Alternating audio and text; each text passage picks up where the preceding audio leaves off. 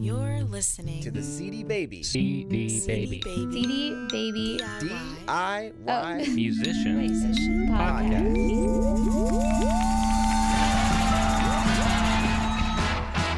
Hey there, and welcome to episode number 126 of the CD Baby DIY Musician Podcast.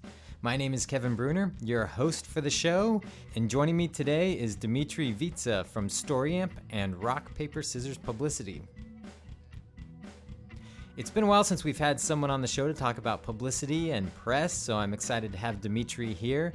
But before we get to my interview with Dmitri, I just want to remind you that we do have a listener line. That number is 360-524-2209. And we've been getting some great calls that we're looking forward to using in upcoming episodes. So if you've got a question or comment and want to call in and leave it there, make it, try to keep it brief within about, 1 to 2 minutes, and we'll do our best to get it on the podcast. Also, you can email us at podcast@cdbabypodcast.com. We've got some, like I said, some great feedback and comments and questions coming in, and some interesting perspectives about the Pandora issue that we've been talking about and planning on doing a special Pandora episode in the near future. So if you want to weigh in on that, you can do so there. Well, with that being said, let's get to my interview with Dmitri.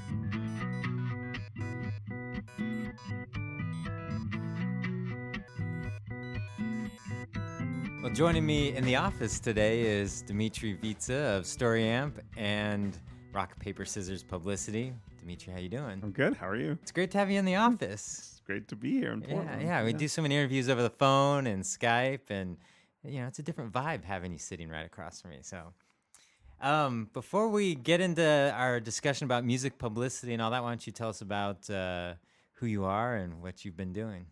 All right. Well, I've been doing music PR for about 14 years. I started in the music industry actually in Portland, Oregon, working for a record distributor called Allegro here, and did that for a couple of years, helped them set up a music PR department, and realized I really wanted to focus on global music. So that's when I started Rock, Paper, Scissors as a PR firm that specialized in global music. So we've worked with everyone from Cesaria Evora and Tenarawen and Balkan Beatbox and Antibalas, and just lots of different types of music from all over the world, helping them get on NPR and in the New York Times and all that kind of stuff.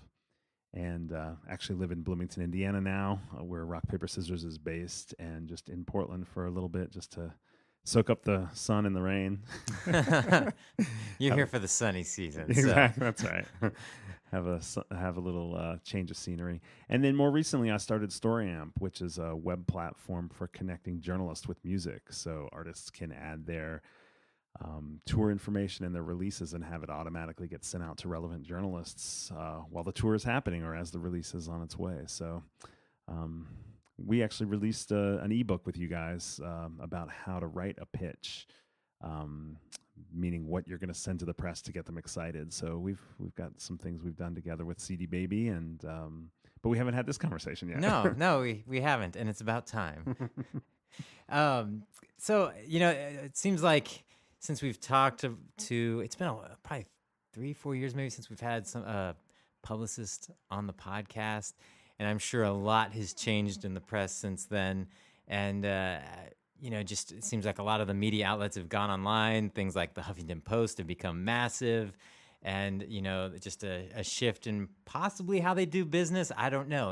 Looking from an outsider, that's what it seems like. But, the thing an artist is always struggling with, in my mind, is trying to figure out what exactly the press is looking for. I mean, what stories sell to the press? Right. No, you're right about it changing. It's changed a ton. And what they're looking for has changed a little bit, although I think there's some core principles that still help get people excited about something. And ultimately, I think of the press as storytellers. They're looking for a story to tell to their audience. Depending on how numbers-driven an outlet is, they might be trying to get eyeballs or readers or listeners or viewers or so forth. But ultimately, it's whatever's going to engage their potential audience and their existing audience that they're looking for. So I think, that's the first thing. Obviously, the very first thing for a musician is to think about the quality of what they're doing, what they're producing, their songwriting, the quality of their recordings, their productions, their videos, their packaging. All of that stuff goes into the possibilities of getting coverage. And an important piece of that and how you represent yourself to the public, to the fan base, as well as to the press, which is really just sort of an amplifier to your fan base, is what story you're going to tell, how you're going to engage people with the context of your music. Because a lot of times people are going to hear words about you before they actually hear your music. Yeah. Yep. You're right. And that's something we talk about on the podcast quite a bit, about an artist actually knowing what their story is. Because without that, you're missing out on a lot. Well, and there's so much music out there that you really have to, just like a business or a product, although I know some artists don't like to hear it, to be able to differentiate yourself. What makes you stand out? What makes you unique? And if you say, well, it's just because my voice is good, or it's just because of these melodies that I've written, a lot of people say that kind of thing. It's like, oh, you should check it out. It's great. Well, you hear that enough times, and it's sort of like, it's meaningless. It's just white. It's more white noise is what it is. And so you really have to actually engage an audience or a potential journalist or editor in a story in a way that they're going to be interested. And I know that can be frustrating for musicians sometimes, to feel like they have to come up with, not only do I have to write the songs, not only do I have to record the songs or make the video, but now I also have to it has to have an engaging story. But I mean, if you think that way early enough in your process and think about developing a narrative or developing an experience for a fan, that should work as well for journalists too. And some music and some artists, a PR storytelling type approach is going to work better than for others. But at least if you just have that thought, it doesn't cost anything extra to have that thought while you're in the songwriting process, while you're in the production process, as well as in the marketing and PR process. It can be part of the art. Yes. It's that part of the art is how you engage audiences and how you tell stories. So you said that the press is looking for a story to tell. And so my question is, how do you match up your story or identify the storylines that the press are looking for? And I look at this at several different levels. There's the local press, whether it be the weeklies, the free weeklies that most towns have, or even just the more localized newspaper. And then, there's obvious national press, but to me that's a whole different animal as well. But really, for the artist trying to just get some buzz in their town, how do you even figure out what the storylines are that are going to connect with the music journalists in your town? Well, I think there's a couple different filters to look at this through. One is a real broad one, which is going to sound counterintuitive on a CD Baby podcast, which is the quickest and easiest way for most musicians, independent musicians, to get press is to play on stage. I say that's counterintuitive because CD Baby's involved with helping people sell and monetize their recordings, not their tour dates. But tours are also a great way to sell recordings and to get fans, and then over time to sell music to those fans as well. We cover all topics. This isn't just a CD Baby advertisement here. So. Well, the point is that playing on a legitimate stage is newsworthy. Releasing a record is not. And that's the crazy thing, because so many people are releasing records, and the types of filters that used to be in existence to help people distinguish which records are of significance for which audience are in so much flux right now. With concerts, it's a little different. There's an assumption that if you've been put on stage, then there's a curator, there's a filter of some sort that has allowed you to be on stage, and local press in each market are going to be more intrigued with the fact that you're playing on stage than with the fact that you released a record. So, I mean, what kind of stage would be newsworthy? Well, I mean, explain that a little bit more. True. An open mic stage is probably not it. A self-produced concert that nobody knows about probably is not it. A free outdoor festival that's very local, that's more about the food or the crafts, is probably not it, although you can give it a shot. But it's really, it's the respected venues in your town that are going to make a difference. In fact, if you look through your local weekly paper, or if you have a local online website that covers local concerts pretty consistently, you can see which venues are getting coverage. And that's actually a good way to not only find places to play, but also to find places that have an impact. I mean, if they're the tastemaker venues, those are the great venues to go and play, and that increases your chance of press as well. So by coverage, you mean that it's not just that venue's taking out ads in the paper, but that the shows that happen at those events get covered and get the write-ups. Exactly. I mean, if you pick up a copy of the New York Times, you'll see certain venues that get listed, spotlighted, previewed, and reviewed more consistently than other venues. That's a decision to be made, about what types of stages you want to be seen on, the ones that are popular, not only with the press, but with the fan base too. Some venues attract a fan base regardless of who's playing. I mean, obviously it fluctuates from night to night, but they have a better chance of it as well. So that's one of the filters I was talking about. Now, another one is you asked, how do you know which stories are going to resonate with the press? And the truth is you don't fully. You won't know until you pitch it. However, there's a process you can go through with your music, with your repertoire, with your career to start to identify authentic, legitimate story ideas and angles. And that's sort of the process that I think you go through first I'm not saying that you should necessarily change the way you write songs, compose music, produce music, arrange music, and so forth to suit the press. But I think most artists have stories embedded in their life, in their career, and in their music, in their lyrics, and so forth. They just may not have learned the process of culling them. So I think there's a process of crystallizing, identifying and crystallizing what those stories are, and then telling them. So I suggest things like go through each song one by one and think about what's the most intriguing thing about each song. It could be something that you're doing musically. It could be a technique that you're using, something that's different. You're combining. Hybrids are always a great way to get to a story angle. Is like, wait, why did you combine those two sounds or those two instruments or that effect or so forth? And sometimes it's what was your inspiration for it, or what are you trying to articulate through it? So you can do that with each song. You can do it with your instrumentation, your arrangements. You can do it with your lyrics. You can do with it what was happening when you wrote the lyrics or composed the music. What are some of the band dynamics that occurred when you were putting the song together? It's kind of old and cliche to talk about the studio experience tons and tons, but if there was legitimately something that happened, somebody's relative passed away, or somebody had a baby, or or some unexpected stranger walked into the studio, anything that's unexpected is always a great source for a potential story. And how the artist reacted to that and integrated it into their story of their music creation.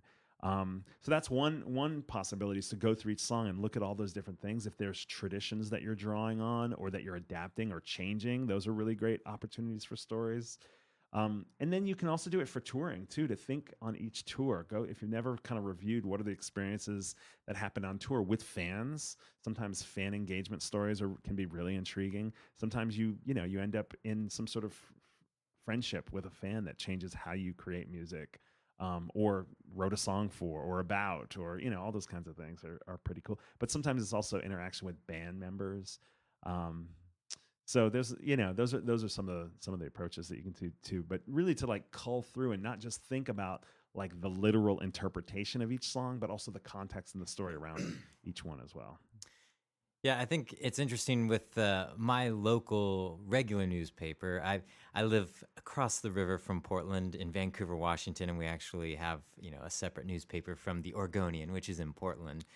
And noticing the stories that they cover of local artists, it's always on the one hand, it's interesting to me because a lot of times it has nothing to do with like what you're saying. It wasn't, hey, so and so released an album, and there you go. There's the story. It's usually a pretty big feature, but it's also some tied into something, whether it's like this person's a teacher by day, but at night they do this kind of thing, or at night they're this amazing guitar player that's won all these awards, but you would never know from their day job kind of thing, or storylines like that, which on the one hand I think have been great, but on the other hand, trying to figure out what's going to work, like how to pitch a story to them, I found myself a bit confused because I've tried to submit stories and even just, various, show features and such to them, and haven't ever made any progress with that particular paper. With some of the other local, like weekly papers, we've had lots of success, but it was just that one case where it seemed like this is probably the kind of paper that a lot of people have in most of their cities,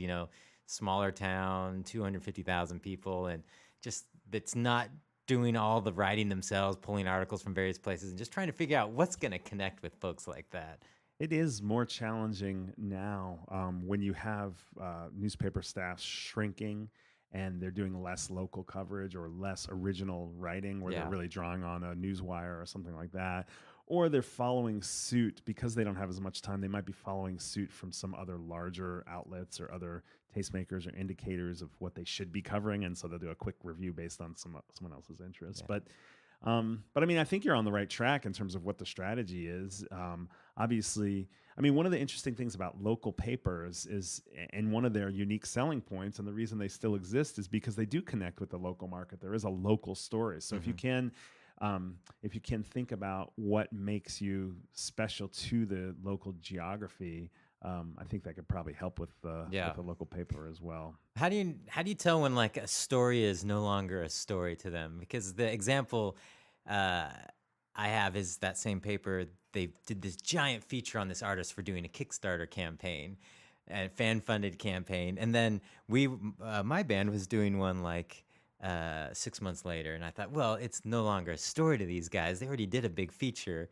And then literally a couple months later, they did another giant feature about, hey, look at this fan funding thing. And it just blew my mind. I'm like, dang it, if I had known that it wasn't a dead issue, I would have submitted it as a story. You know, I mean, the truth is there are no hard, fast rules with a lot of like what is the best, always going to work kind of pitching technique. It's more of an art than a science in a lot of ways. And sometimes you just have to try different things. You know, it could be that if you saw one Kickstarter local band does a successful Kickstarter campaign, and then you pitch them on yours a month later, it could be who was the editor in charge that day or what kind of mood somebody was in. And then a month later, you see another band do it successfully. They're really, I mean, it's really tough. The main thing is to try things and to keep trying things and to see what works and what doesn't work and keep doing the things that do work, but also be ahead of the curve and try things that nobody's done before, things like that.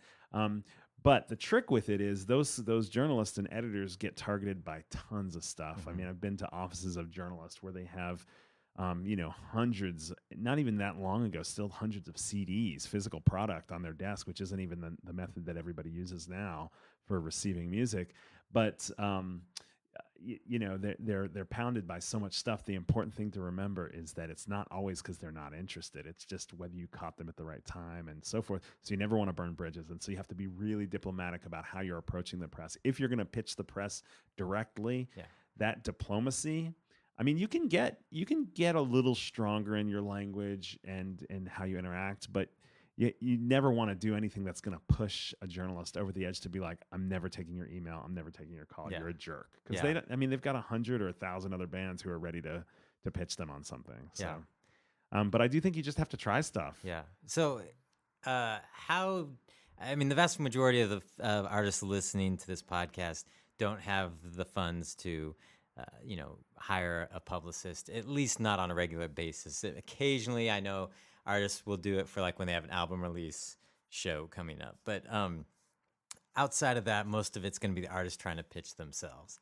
So how do you put together a proper pitch for a story? I mean, so it's formats or just so how the press wants to see it so they know that this is a real deal and not someone just spamming me. Well, I mean, I actually think that there's not a rule about that. I've seen a variety of formats and different things work for different journalists, which is tricky to know if you're going to go to a tour market in 4 weeks and you're like, well, I don't know these people. I need to send them something. So, but I really don't think you need to get hung up so much on the format and more think, okay, just put yourself in the shoes of a journalist and think, okay, there's a band that's coming to town. I don't know who they are. What's going to get me excited about paying attention to them? Sometimes if you have a really good music video, it's simply that. And you have to just write a very short email. Check this out. I'm playing at this club at this time, this date. I would love your feedback on the video. What do you think? And it could be that if you have a good video. If you don't have a good video, don't use a video. If somebody says, oh, you always have to send a video link. Well, if your video sucks, don't do it because it's not going to help you, Or it could be a track, a SoundCloud track, or a Bandcamp track, or a link to a CD Baby retail page, or whatever it is, as well. I mean, one of the biggest decisions that journalists are going to base, what they're going to base their decision on is, do they like the music? Mm-hmm.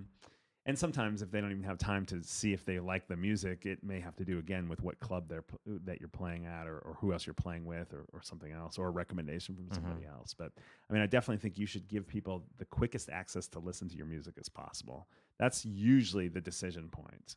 But I think shorter, intriguing emails that leave more questions unanswered are actually better than full comprehensive thing for your initial pitch, with a link to where you can get everything about the artist, the album, the concert. You want a journalist who picks up on something to be able to get everything they need to cover it if you can't answer the phone. Yeah. However, you don't necessarily want to overwhelm them with your flashing neon pink email flash website thingy. You really a text email is perfectly fine. Although if you're sexy, you should probably put a photo in too. I get that a lot. Yeah. Well, I know. I was thinking you should put your shirt back on. But it's so warm in here. Honestly, that's one of the things where I know artists are just screwing it up right and left.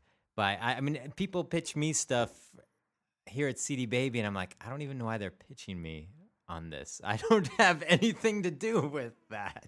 But it's just like they'll tell their life story in an email, and it'll be pages and pages of text, and then really not even sure what they're wanting me to do at the end of it. Right. I don't know. You have a podcast. Maybe you could play some music. Yeah. So maybe with the right life story, you would change the entire format of your podcast and play some music. Yeah. So I know that a lot of artists, that's their tendency. They get really excited about what they're doing, kind of think everyone on the planet knows what they're up to, and just sort of just get online and just excitedly write something and hit send, and don't really take into account what the person on the other end is supposed to do with that information. Right, or what their experience is. But I mean, is there like subject lines or ways, etiquette that people, I mean, I know keeping it simple is good, and the minimum information that person needs to cover it really varies from journalist to journalist. One journalist will tell you, always put the artist name, the date, and the venue in the subject line, so I know what it is before I open it.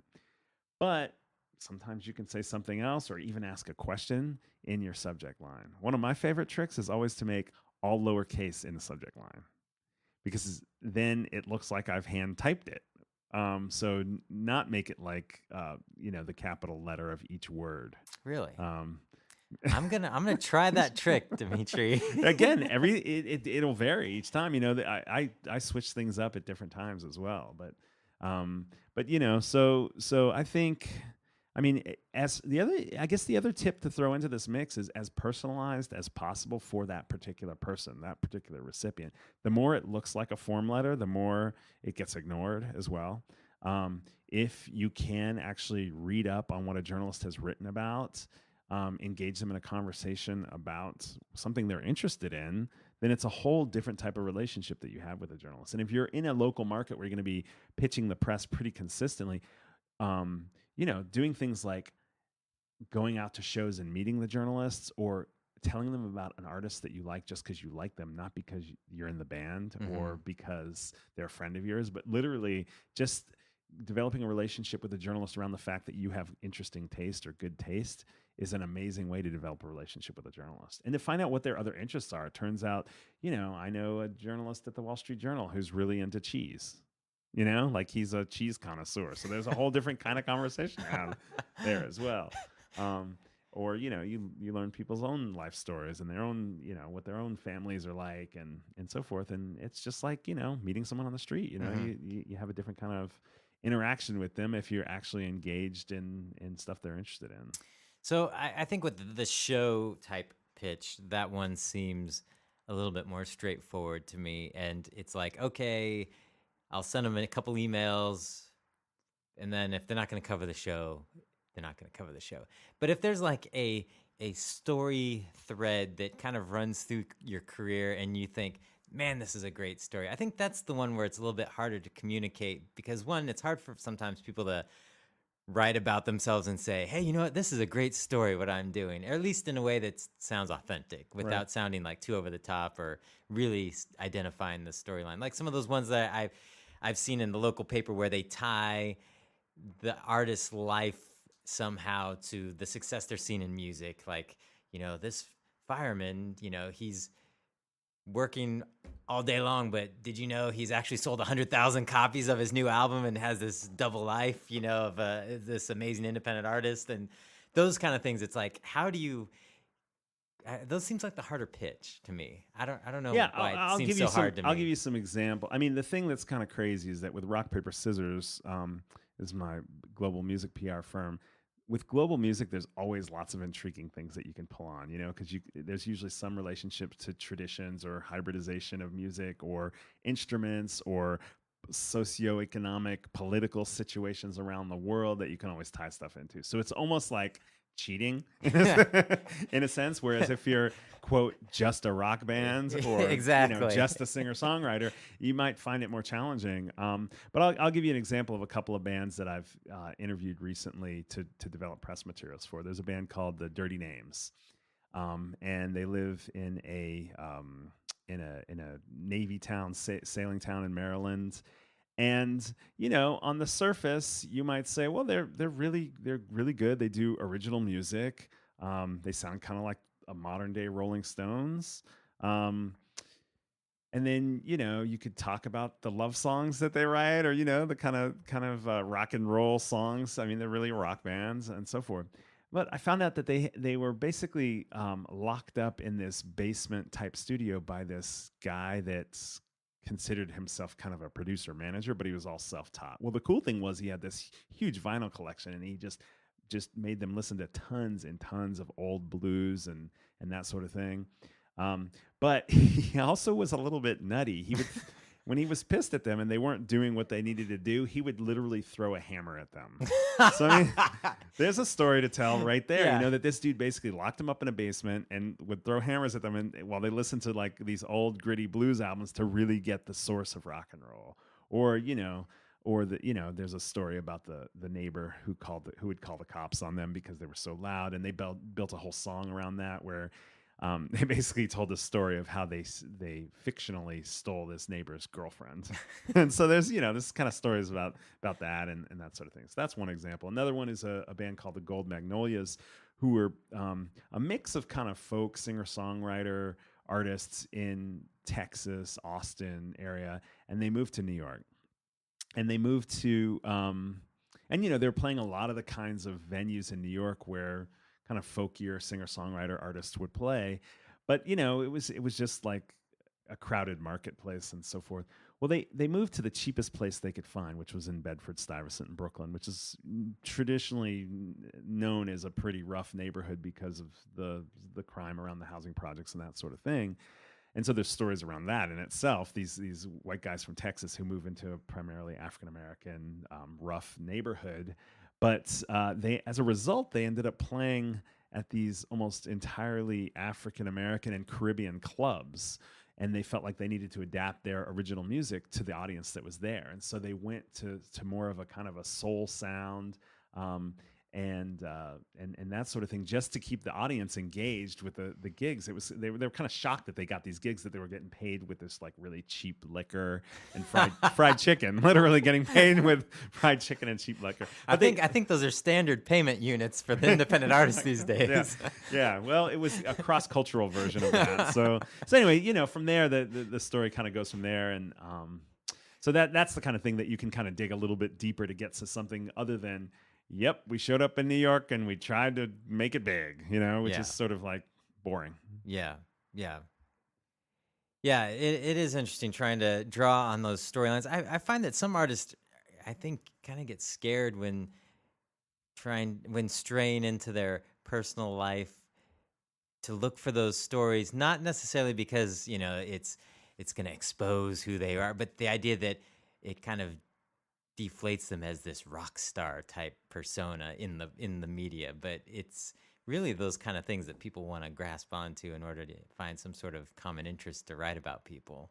Yeah, if there's nothing to say, then there's nothing to say. Nobody's going to write about you if there's nothing to say. Yeah, I know every band out there thinks it's going to be the next Beatles, but we all haven't figured that out yet. Right. We want something else to write about. I mean, there is something to be said. There certainly are bands out there whose music is so compelling and connects so well, so quickly with such a mass audience that the story doesn't matter. Mm-hmm. But that is less often true. And if you are a developing artist who wants to take a proactive approach to developing beyond just your music, to actually to do marketing and get press, I think you have to think of that way. Think about that stuff. I mean, there's also artists whose music sucks, but people love to talk about it, and as a result, they sell music. Yeah. Oh You yeah. know? There's a few examples that I could pull up, but I won't talk about right now. Yes, we've seen that at CD Baby, that side of the spectrum as well. But hey, whatever works for you, it's working for you. I'm reading a book that's kind of interesting called Contagious. It's sort of a spin-off of a book called Made to Stick, which is a spin-off of The Tipping Point. And one of the things that he brings up, he has several reasons why ideas spread. I think that's the subtitle, is why ideas spread. And one of them is he refers to as triggers. Mm-hmm. If there's something in the environment that makes people think of your music or your product in a broader case, then you can actually have your ideas spread more. And one of the examples that he brings is Rebecca Black's Friday, that there were spikes in her video traffic on Fridays. Yes. Which is pretty kind of an interesting thing to think about as well. And she's an artist that I can say sold a lot of music. Yep. Regardless of what you think of that song, she did quite well for herself. And even better on Fridays. Even better on Fridays. Well, that's the funny thing you mentioned, that I still see people on Twitter make mention of that song almost every Friday. Yeah. And it's like, how perfect, no matter what you think of the song, for an artist to come up with something unintentionally that every week you're brought back up. It reminds me of Manic Mondays. I wondered, I never thought about that, but that song might have done well because it was Mondays, and people do feel kind of manic on Mondays. Like, you wake up in the morning, you start singing that song. The real question, Dmitri, is which day is more beneficial for sales? Do people feel like buying a track on Monday or more on Friday? I don't know. Aren't there holiday-related days for that? Black Monday? Yeah, there are. Something we should get to in this conversation beyond just angle development is also timelines. Yeah, I was going to have you mention that because I think that's a huge area where artists blow it. I mean, on albums in particular, a lot of independent artists will call a publicist and say, I just released my album and now I want to do PR. And there's two flaws in that statement. One is, what do you mean you just released your album? Your album isn't, a release in the traditional music marketplace is because you want stores to take orders. And so you give them a release date so that they're all taking orders around the same time so they can all have the album in a store on a certain date. When you receive the records in the mail from your manufacturer is not your release date. That's your manufacturing date. And the reason that's important is because you actually need a runway to do PR and marketing. You actually need to have some ideas in place of what activities you're going to do to make that release date have as much. The whole point of a release date is to build impact to one moment in time so that you get momentum from multiple activities and different forces in the marketplace and with your fan base and so forth. You can do pre-release stuff. Even if you've manufactured the CD today and you're going on tour tomorrow and you want to sell that new album or your first album on tour, that's okay. Those are pre-release sales. Mm-hmm. That's because they were cool enough to come to your concert. And you tell them that gives them a reason to buy at your concert. You can be the first person to purchase this record because you came to my concert tonight. But you really need, especially with press, but also with other marketing and even just having a plan for how you're going to unroll a release to your fan base. Even if you're not on a label and you're doing stuff yourself, it's like, well, think about, maybe you should catalog a couple of blog posts that are going to be released on a weekly basis leading up to your release. Maybe there's some videos that you're going to release 2 weeks and 1 week before the release and so forth, and sort of get the momentum to build so that when release date hits, you're getting all these sales at once or getting some attention. Yeah. And you need to do that with press too. We say that you want to start at the very latest developing your pitch 8 weeks before your release date, and 6 weeks before you want to be calling short lead press. So that's going to be your local newspapers and websites. That's going to be public radio, local radio, college and community radio, that kind of stuff. You want to start pitching them in advance. Now with radio, they're probably going to play it sooner than your release date if you don't already have a relationship with them and they want to play it. But it's better than this came out last week. All of a sudden, as soon as you say this came out last week, it sounds old.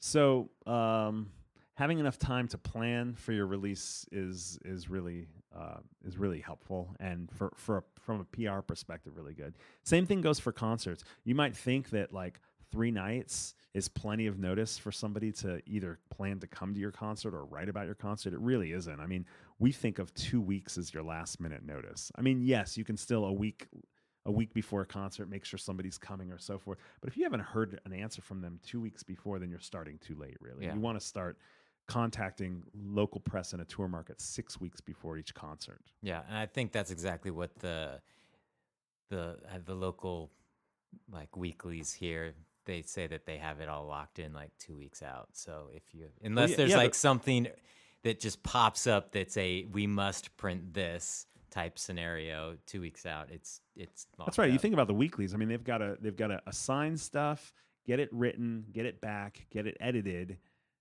design it, and print it.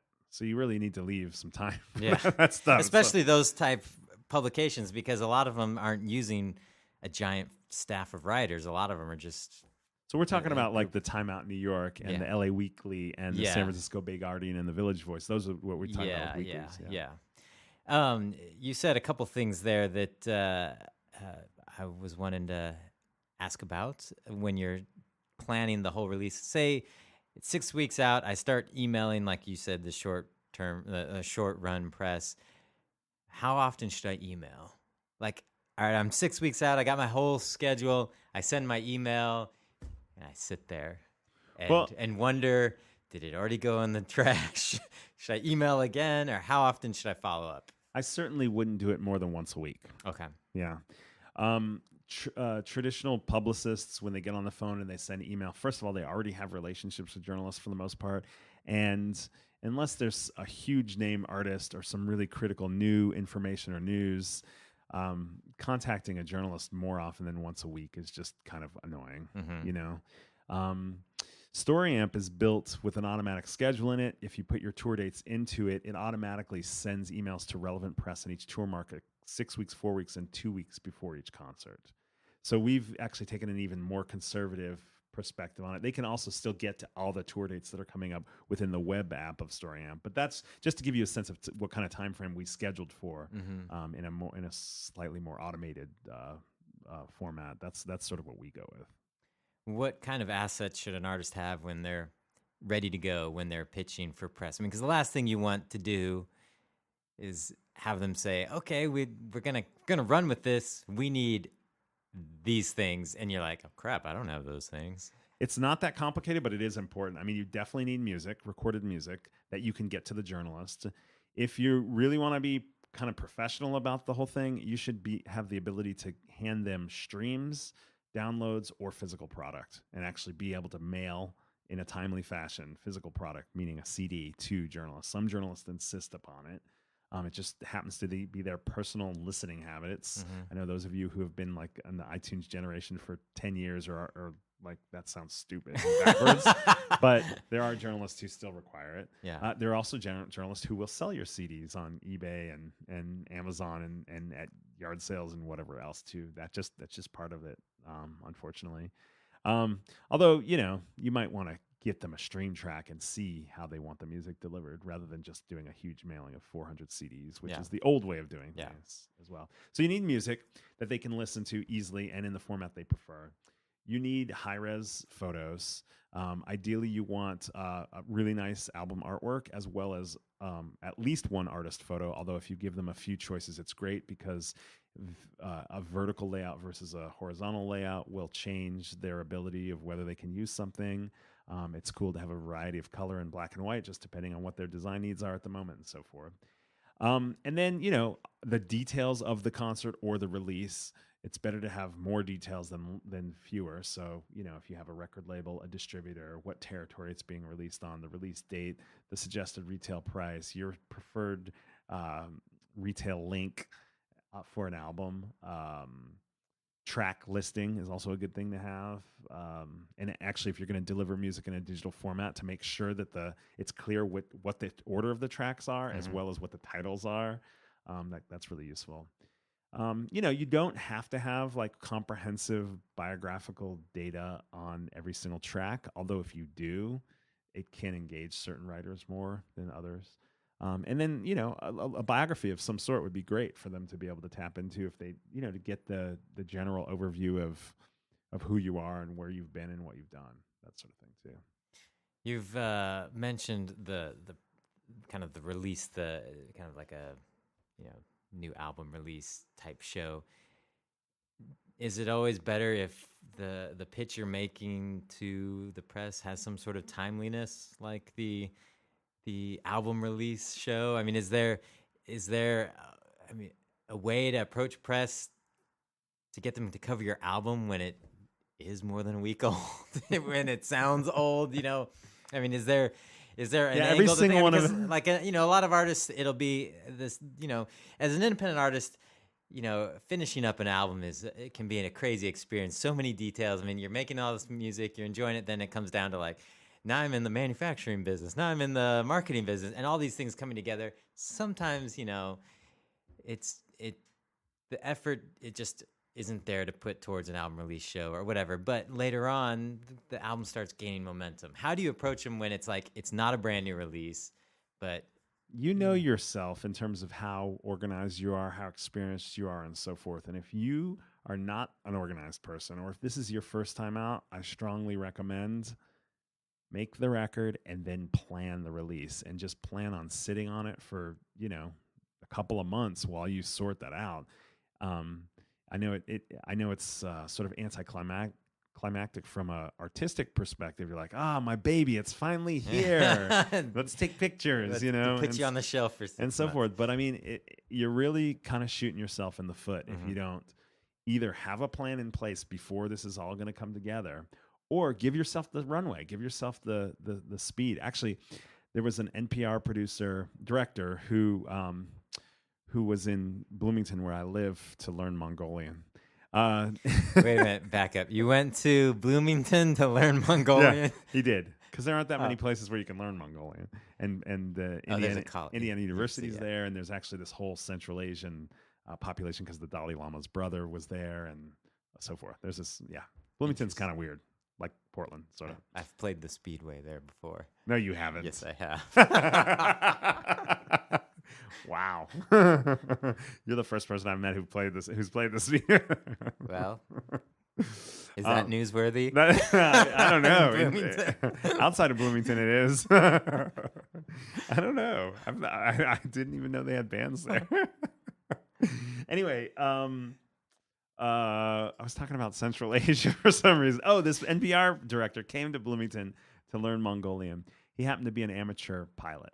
So he took me up in a plane, but in the process, he told me this story that not the story. It's a flying phrase that the runway behind you and the sky above you can't help you. And I didn't know what he was talking about, so he explained it to me.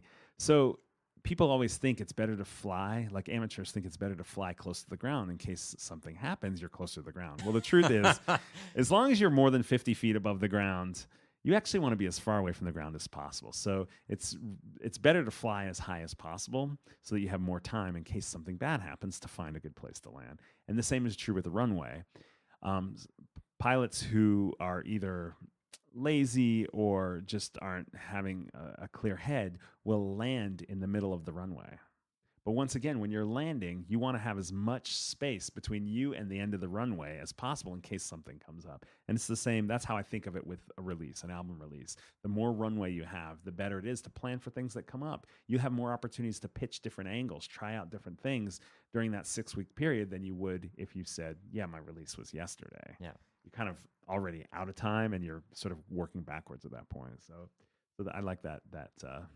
Yeah. The big mistake that we see over and over again, and I'm among the guilty, is having a show on the calendar that's going to be, sounds like it's going to be a good show, whether it be the bill is a good bill or it's a good venue, and and then Record's not ready. assuming the record will be done. Oh, we'll be done with everything by then, and then just busting in at the last minute to try and get all the pieces together. So I'm among the guilty in that, and we see it happen all the time. You Yeah. know, bands calling up disc makers saying, "Can you get my CDs immediately? The album release party's next week." Yeah. And you're like, no, not unless you want to pay a lot extra money. Yeah, I think that the only way to control for that is to say, I'm going to finish the record and then I'm going to plan the release. And that's the only way to control for it. And that, I think, in itself has its own emotional and spiritual pain for musicians. But I mean, unless you've done it before and you know what to expect, I think that's the only guaranteed way to not screw up that lead time component for marketing and stuff. Is there a certain point where an artist should consider, not pitching for themselves anymore and hiring a publicist? I mean, is there some sort of threshold that you normally see with artists that you're working with that you're like, okay, you're at a place where it's worth, the investment into my time to help you out and get you some press, or now you just need to keep plugging away on your own? Well, I mean, I think, obviously the biggest factor in hiring somebody is having the money to do it. And if you don't have the money to do it, it's not an option, really. And in terms of whether you're capable of doing it without having to spend that money, that's really going to vary depending on someone's level of interest and just mostly interpersonal skills, a little bit of organizational skills, some computer skills as well. When artists try to hire me, one of my companies, without a release or a tour, they're like, well, I know that I just need to raise my sort of visibility, and I'm going to be trying to get a Grammy nomination, and so I just need to raise the visibility for me. My response is usually there's not really that many great ways to do that without a release or without a tour. Now, if you have a successful Kickstarter campaign, that could be good.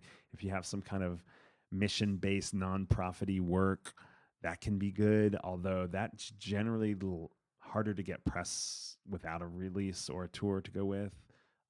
Anniversaries really don't get press very excited.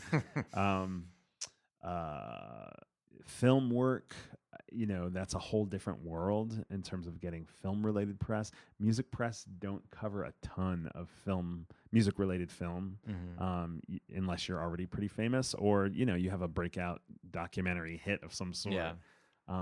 But a lot of that stuff is more driven at the grassroots level than it is at the press level. I mean, press don't cover music movies unless they're about somebody famous or there's a groundswell of people who've just from the film world who've gotten interested in something like that. So, so you have to have a reason to hire a publicist.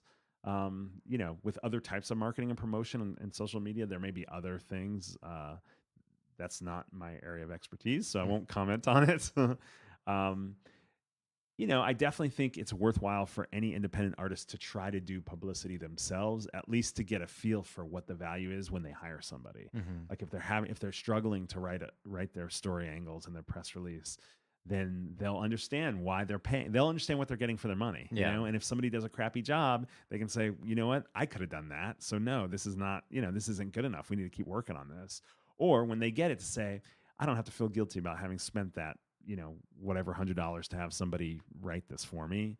It was totally worth it because I couldn't have done it on my own, and it'll bring me to the next level, not only with press, but also with booking or, label solicitation or whatever else, to have that written, those words and so forth. And by the way, that is something you can do. You can hire a publicist or even a journalist to write your biography or your press release for you as well. And that's less expensive than hiring a publicist to work a whole 2 or 3 month campaign. So that's also a possibility. And if you hire a journalist, just say, hey, you already wrote this. You might as well go ahead and print well, there it. is, I mean, this probably won't happen to many people who are listening, but there is also the possibility that you hire the journalist that you think is going to cover it, and then they say it's a conflict of interest, so then they can't cover it for you. Ah, interesting. So it just depends on the outlet and the journalist and their ethical relationship. Yeah. So this is a question that we were discussing on the DIY Musician blog recently, and it was how you deal with bad press. And we've seen it happen recently with some artists, and just in mainstream culture, you see it happening. Someone gets a bad review, and they get on social media, and they just have a total freak out. And All right. Well, there's two types of bad press. yeah, There's a bad review, and there's like really bad press that becomes viral about you. I've never been in a situation of the really bad press, like if you're a superstar, and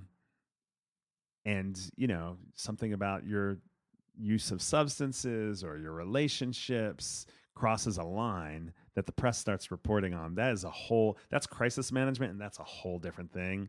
Most of our listeners probably won't have to deal with that because you don't have paparazzi following you around, watching your every move. I mean, that's part of the problem, is that when we're humans, and when somebody's following you around, reporting on your every move, they're bound to come across something for a lot of people over time.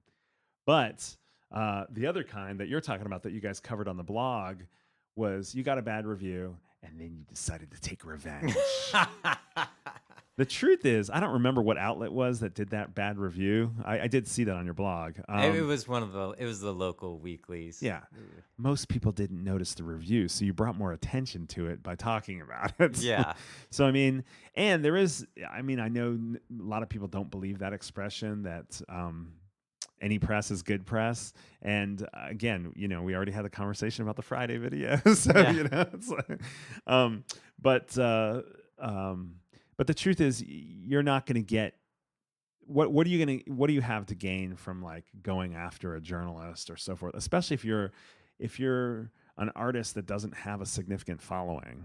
I think artists that have the most grace in that type of situation and say, okay, I got feedback from one person. It's one opinion. What do I do with that feedback internally and how I address that? Maybe I haven't found the right audience yet, or maybe there was some legitimacy to some of the critique, and to be able to make yourself a stronger person for it is going to get you the furthest in life and with the press. No other journalists are going to come to your rescue because you now criticized one of their kind or anything like that. So, I mean, I don't think it's that common for an artist to step over that line and basically criticize the critic. It seems like it's potential for it to happen more and more, just because people have access to telling their story. You hear stories about people of all levels in society of tweeting something and then going back and deleting it, and the tweet, getting them a lot of bad press because people still saw it. And it was one of those things where they should have just taken a deep breath, maybe got a pen and paper and written it on that so they could have got it out of their system and then thrown that piece of paper away. The other thing is, you could post it to your fans and say, I mean, if you really have confidence in your music enough to be criticizing the critics, to post it to your fans and say, what did you think of this review? We were shocked. Yeah. And then see what happens and let the conversation play out. You may get good feedback from your fans about stuff that they did like or didn't like, and that helps you improve. I mean, I think some of the smartest musicians these days are really interested in the relationship between creativity, feedback, and iteration. To take the feedback that they get from the world, whether it's from live performance or the recordings or critics or social media fan base, and adapt what you're doing, not because you have to appease anybody, but more because it's part of the creative process and part of engaging an audience. Well, yeah, I mean, instead of turning it into something where you look like an idiot, you could turn it into sort of a rallying point, feedback loop kind of way to engage your fans. Exactly. Yeah. We had that same paper on a review of one of our albums say, kind of put a mark against us because it sounded like we tuned our guitars. So it's like you also have to take consideration the source before you get online and make yourself look stupid. That no, somebody criticized for tuning your guitars. This is Portland, Dmitri. We don't do that. We don't have, our band doesn't have beards either. So, I mean, that's 2 strikes against us. Gotcha. So now you're going to get me all worked up, and I'm going to go start posting stuff on Twitter. Why don't you ask your fans what they think, Kevin? Right. Is there a certain etiquette with social media as far as like reaching out to press, like trying to be too friendly, like on Twitter, following them and start harassing them? I mean, have you heard stories of people crossing the line there, or actually, a press person kind of liking people just kind of, hey, check this out on I think Twitter. It really varies from journalist to journalist, and the best way to know is to sort of observe some observe a journalist's news feed or Twitter feed and see sort of what kinds of interactions are happening there and what they respond well to and that sort of thing. I mean, that it is kind of interesting that earlier about 2 years ago, it was a no-no to pitch journalists on Facebook, but Twitter has always been a little less so. But again, you have to do it with kind of gracefully. You know, it's like, yo, homie, check out my new video with a link. It's like, Hey, if we deleted those from the CD Baby Twitter feed, the people sending us those, half the stuff would be gone. you're in a different business than journalists, though. That's true. So, you know, I mean, you know, that other than, hey, would love to see what you think of my video is a different thing than just sort of like putting it in people's face and so forth. But again, I would check people's feeds. Don't just start blast. Don't get like some journalist Twitter handle list and just start cut, paste, because they can all see that. That's all searchable on Twitter. Yeah. So, and please don't have hundreds of your fans hit them up on Twitter as well. Yeah, that's true too. Although if you have a fan who has an actual legitimate, authentic friendship or relationship, they can engage in that conversation. Well, it's been fun talking with you. Likewise, man. It's been good energy. It's nice having someone in the room with me instead of staring at the walls while I'm talking to somebody. Well, you know, I just imagined that you were staring at the wall while we talked. Yeah, so. okay, that's true. That's right. Before we wrap up, why don't you tell us a little bit about what you're doing with StoryAmp? Okay. Yeah. So as I mentioned, you can put your releases or your tour info into StoryAmp, and it automatically sends out the concert or recording information to relevant press 3 times before the release date or the concert. It also has a press kit function. So you basically, if you don't have a good place to host your photos, videos, audio, biography, press release, links, all that kind of stuff, we have a really clean, beautiful format where you can do that for free. We have a free version of the account, and then you can upgrade to various premium levels as well, where you get what we call fancy listings emailed fancy listings. Yeah, basically the idea is that you can get your music into the email inboxes of relevant journalists through StoryAmp. It's a buffered experience for the journalists, so they don't feel like you're stalking their inbox or that you're spamming them with stuff. And so we force you into a particular format, so they're getting a digest maximum of 1 email a day with everything that's relevant to their genres of interest or cities of interest. So we try to unify the format, make it relevant, let the journalists control the relevancy by genre and concert city. And then if they're interested, they can get in touch with you. They can download your music. They can request interview or physical product, and you have a real-time activity log as an artist to see which media outlets are engaging with which of your concerts or releases and stuff. Well, cool. And that's just StoryAmp.com. That's right. All right. Yeah, check it out. And you should also check out the guide that we did, StoryAmp guide. I forget the name of it. Amplify your story. Yeah. No, it had PR publicity hacks. Oh yeah, we did 2. Yeah. And one of them was still on our website. So 10, we'll put 10 publicity hacks. There we go. Yeah. That's what it is. We'll put a link to whichever one we still have live on our site so people can check it out. And it's free. It's free. Yeah, it's free information. So, well, thank you very much. And we'll have to have you back on the podcast to talk about world music. Yeah, the state of world music. That's also constantly shifting. Yeah, it's we have artists in those genres that listen to the podcast, but I don't know that we've ever really catered to them with an episode about that whole. Yeah, we've side had of some the great market. CD Baby success stories at Rock Paper Scissors. Yes, that's one of the coolest things that I've enjoyed being at CD Baby is to see some of those storylines that just will not play in the mainstream market. As far as like no major label is gonna go pick up this artist, but it's still great music and worthy of an outlet and voice. So. And if you want to just check out the world music scene, rockpaperscissors.biz is the music PR firm that I run. And then dubmc.com is my blog. We post kind of music industry related information for world music artists and promoters and labels and stuff like that. Excellent. Awesome. Cool. Thanks, Kevin. All right. Thanks. Well, that's going to do it for this edition of the podcast. Thanks again to Dmitri for hanging out here in Portland with us. It was nice to actually have somebody in the studio with me as opposed to over Skype or the phone. If you have a question or a comment about press or anything else that you'd like to weigh in with, feel free to call our listener line at 360-524-2209 or email us at podcast@cdbabypodcast.com. Well, that's it. We'll catch you next time. Bye.